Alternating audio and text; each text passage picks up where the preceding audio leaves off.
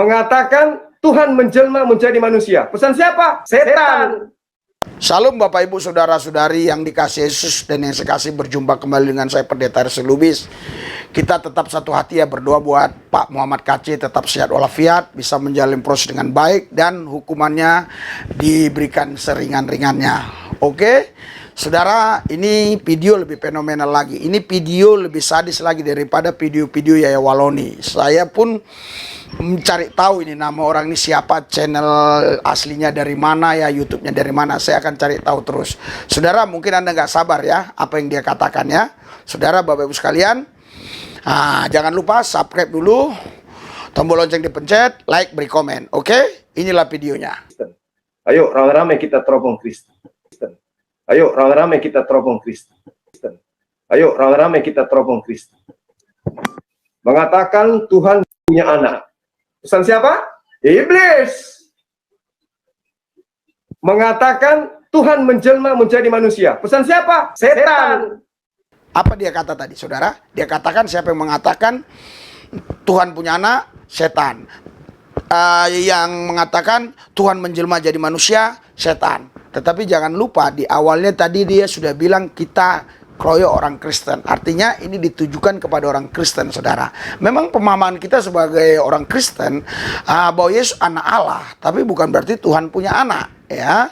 Itu jelas. Itu nggak perlu saya bahas ya, karena Anda sudah paham. Oke lah, saya bahaslah ya. Memang kita mengakui bahwa Yesus anak Allah bukan berarti Tuhan punya anak, karena dia Allah yang adalah roh datang ke bumi mengambil rupa manusia. Ya, di Filipi 2 ayat yang ke-6 sampai ke-8. Walaupun dalam rupa Allah tidak menganggap kesetaraan sebagai Allah yang harus dipertahankan, melainkan mengosongkan diri mengambil rupa manusia. Ya, jadi jelas bukan Tuhan punya anak, tetapi Allah yang datang ke bumi mengambil rupa manusia sehingga Yesus dikatakan anak Allah, tapi Tuhan tidak punya anak, ya. Saudara, artinya begini, Allah itu sendiri yang datang. Jadi di dalam diri Yesus itu kepenuhan Allah. Dia juga adalah manusia sepenuhnya, dia Allah sepenuhnya. Yang kedua yang dia katakan ini yang kita harus bahas tuntas. Dia katakan, ya kalau ada yang berkata Tuhan menjelma jadi manusia, ya orang Kristen, ya ini Kristen tadi kan. Kristen berarti itu ajaran setan. Jadi dikatakan ajaran Kristen yang mengajarkan Tuhan datang menjelma menjadi manusia itu ajaran setan. Kita akan buktikan ya itu ajaran setan atau tidak sesuai dengan firman Tuhan tentunya ya. Kita akan buktikan di sini. Saya akan bacakan mulai dari Filipi pasal 2 ya. Karena kita harus sesuai firman Tuhan. Filipi 2 ayat yang ke-6 dikatakan gini, yang walaupun dalam rupa Allah tidak menganggap kesetaraan dengan Allah itu sebagai milik yang harus dipertahankan, melainkan telah mengosongkan dirinya sendiri dan mengambil rupa seorang hamba dan menjadi sama dengan manusia. Dalam keadaan sebagai manusia, ia telah merendahkan dirinya dan taat sampai mati, bahkan sampai mati di kayu salib. Ya, jadi artinya sebagai anak manusia dia mati di kayu salib, tapi sebagai Allah tidak. Yang mati itu bukan kealahannya, tapi kemanusiaannya. Kita baca di dalam Efesus pasal 2. Efesus pasal 2 kita baca ya, sabar ya. Efesus pasal 2 ayat yang ke-15. Di sini dikatakan, sebab dengan matinya sebagai manusia, ia telah membatalkan hukum Taurat dengan segala perintah dan ketentuannya untuk menciptakan keduanya menjadi satu manusia baru di dalam dirinya, dan dengan itu mengadakan damai sejahtera. Ya, yang saya bahas di sini adalah yang mati bukan kealahannya, tapi kemanusiaannya. Jadi dia adalah Allah yang datang ke bumi mengambil rupa manusia. Dan kita buktikan lagi Tuhan Yesus itu Allah atau bukan. Atau Allah pernah nggak datang ke bumi mengambil rupa manusia atau menjadi sama dengan manusia tetapi tidak serupa, atau dengan kata lain serupa tapi tidak sama, sama tapi tidak serupa. Ya yang mana terserah Anda pakai yang mana aja lah istilah itu ya. Jadi ini orang ini keterlaluan.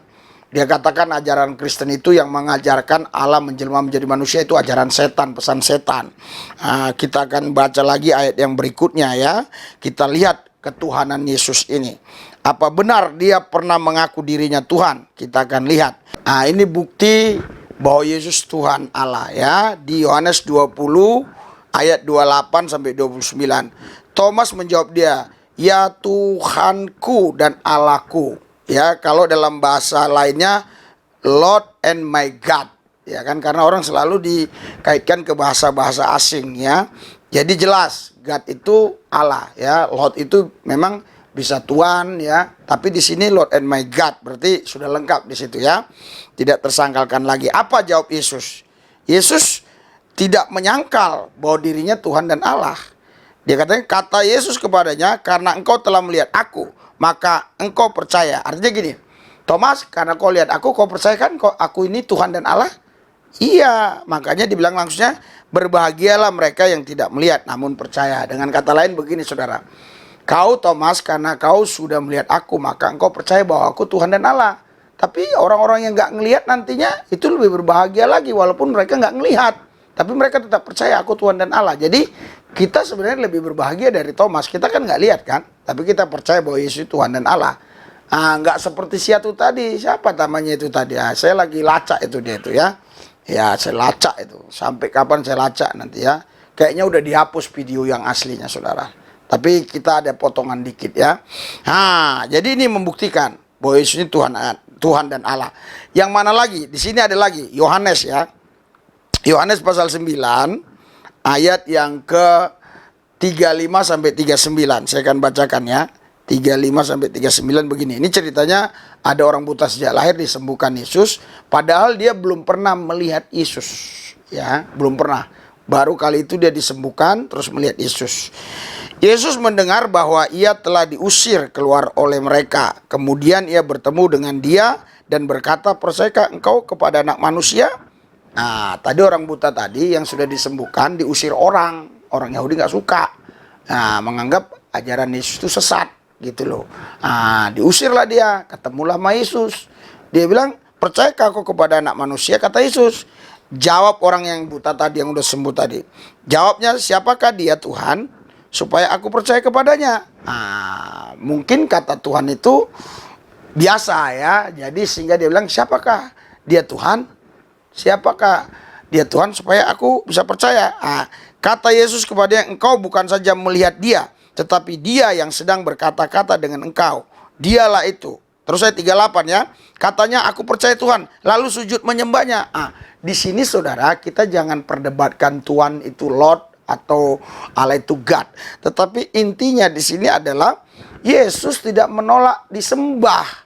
Sedangkan bagi ajaran orang Yahudi itu tidak boleh sembah manusia. Ini Yesus disembah. Dia nggak menolak penyembahan. Berarti dia adalah Tuhan Allah. Kalau kita mau lagi yang selanjutnya saudara, kita bisa baca juga saudara di dalam Lukas pasal 5 ya. Lukas 5 ya, ayat 20 dikatakan begini. Ini ada orang lumpuh ya, dibawa ke Yesus ya. Orang lumpuh ini disembuhkan Yesus. Kata Yesus melihat iman mereka. Ketika Yesus melihat iman mereka, berkatalah ia, "Hai saudara, dosamu sudah diampuni." Ya, ahli-ahli Taurat marah. Tetapi ahli-ahli Taurat dan orang Farisi berpikir dalam hatinya, "Siapakah orang yang menghujat Allah ini? Siapakah yang dapat mengampuni dosa selain daripada Allah itu sendiri?" Ini orang Farisi tadi nih, yang saya akan lacak terus channelnya ya. Akan tetapi Yesus mengetahui pikiran mereka, lalu berkata kepada mereka, "Apakah yang kamu pikirkan dalam hatimu saudara?" Yang membuktikan lagi Yesus Tuhan Allah, tahu dia dalam pikiran hati orang Yahudi ini, orang Farisi ini. Ya, kalau setan itu hanya tahu apa yang kita sudah ucapkan di dalam hati kita, setan nggak tahu. Yesus tahu. Ayat 23, "Maka lebih mudah mengatakan dosamu sudah diampuni, atau mengatakan bangunlah dan berjalanlah. Tetapi supaya kamu tahu bahwa di dunia ini Anak Manusia berkuasa mengampuni dosa." Iya, berkatalah ia kepada orang lumpuh itu, "Kepadamu kukatakan, bangunlah, angkatlah tempat tidurmu dan pulanglah ke rumahmu." Saudara, ini Sani Munir selalu pakai ayat yang ini saja. hai saudaraku dosamu sudah diampuni, ayat 20. Dari Lukas 5 ayat 20. Jadi Sani Munir bilang gini, si Ustadz Sani Munir yang tua bangka itu, dia bilang begini, yang mengampuni dosa itu bukan Yesus, tapi Allah atau Allah Tuhan, bukan Yesus. Lah, tapi kan di sini diperjelas Yesus lagi. Diperjelas Yesus di ayat 24, Lukas 5 ayat 24. Tetapi supaya kamu tahu bahwa di dunia ini anak manusia berkuasa mengampuni dosa. Kan gelar anak manusia itu diperuntukkan untuk Yesus saja. Di Alkitab kan anak manusia yang di perjanjian baru ini kan untuk Yesus. Jadi Yesus bisa mengampuni dosa. Selanjutnya lagi saudara, waktu ada orang disalib, ya, yang satu bilang begini, dasar bla bla bla bla gitu. Yang satu bilang gini, yang penjahat sebelah kanan, ingat ya Tuhan, kalau kau nanti sudah sampai ke Firdaus, oh ya hari ini kau bersama aku di Firdaus, di kerajaan Allah. Artinya dia bisa menjamin orang masuk surga, ya. Jadi berarti dia Tuhan. Oke, ayat-ayat yang berikutnya ya kita baca aja ya, biar saudara ada bahan-bahan kalau mau nyangkal-nyangkal mereka. Banyak sekali sih. Ya, misalnya di Roma 10. Ya kan ayat 12. Dikatakan, sebab tidak ada perbedaan antara orang Yahudi dan orang Yunani, karena Allah yang satu itu adalah Tuhan dari semua orang, kaya bagi semua orang yang berseru kepadanya. Ini konteksnya adalah Tuhan Yesus. Anda bisa baca nanti di Roma pasal 10 ayat 12. Konteksnya ini cerita Tuhan Yesus. Tuhan Yesus ya. Jadi Tuhan Yesus itu bukan Tuhan agama tertentu atau Tuhan suku tertentu, bangsa tertentu. Dia Tuhan semua orang. Jadi siapapun dia, kalau orang ya Tuhannya Yesus gitu aja. Ya, diulangi di Kisah Rasul. Kisah Rasul pasal yang ke-10 ya, ayat 36. Oke?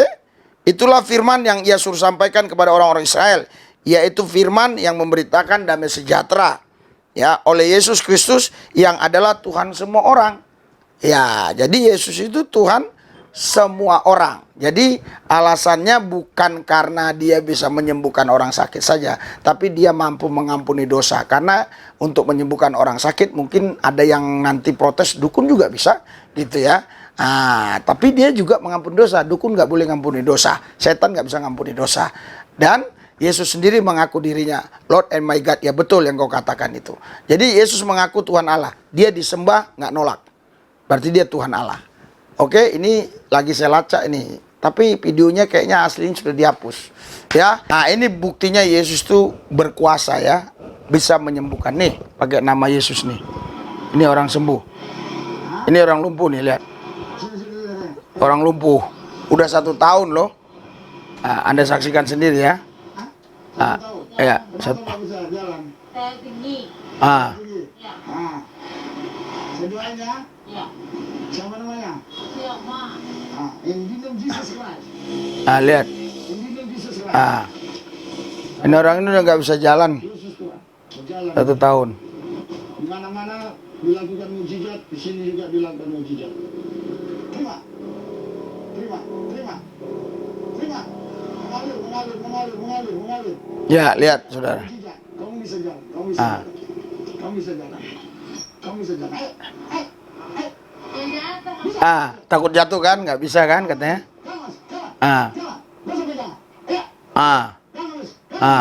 Lihat saudara, lihat saudara.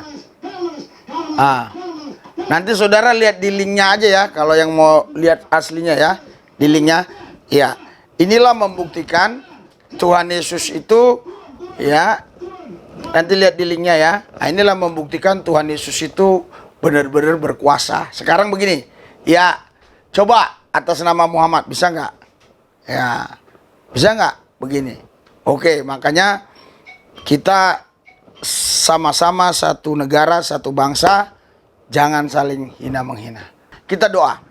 Tuhan Yesus, Engkau jamah ini orang, siapapun namanya, Tuhan Yesus, selamatkan dia. Kalau nanti dari pihak kepolisian bisa melihat, ya itu urusan pihak kepolisian. Tuhan memberkati semua yang sudah menonton video ini, biar mereka lebih teguh lagi di dalam Yesus. Yang sudah subscribe, yang belum subscribe, yang nonton, lepaskan dari coronavirus. In Jesus name, dalam nama Yesus saya berdoa. Amin.